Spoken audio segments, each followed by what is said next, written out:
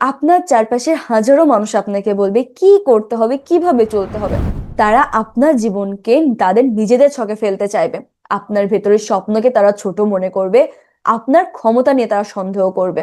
কিন্তু আপনার জীবনের চালক আপনি নিজে না হয়ে অন্য কেউ কেন হবে? যখন আপনি নিজের ভেতরের শক্তি চিনতে পারেন না, তখন আপনি অন্যের কথায় উঠবোস করেন। আপনি বিশ্বাস করতে শুরু করেন যে আপনি দুর্বল, আপনি পারবেন না। কিন্তু এটা আসলে একটা ভুল ধারণা। আপনার ভেতরে যে শক্তি লুকিয়ে আছে তা হয়তো আপনি নিজেই জানেন না।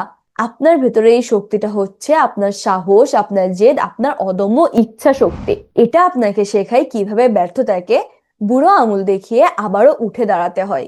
সমাজ হয়তো আপনাকে দেখাবে একটি পথ, কিন্তু আপনার মন চায় অন্য কিছু। ভয় পাবেন না, নিজের মনের ইচ্ছাটাকে প্রাধান্য দিন। নিজের ভেতর শক্তিকে জাগিয়ে তুলুন, শুনতে শিখুন নিজের মনের কথা। আপনি যখন নিজের উপর ভরসা রাখবেন, তখন বাইরের কোনো কিছু আপনাকে আটকাতে পারবে না।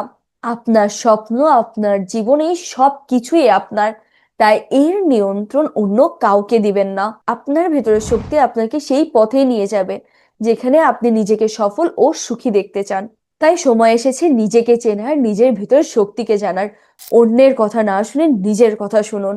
নিজের জীবনকে নিজের শর্তে বাঁচাতে শিখুন। ধন্যবাদ সবাইকে।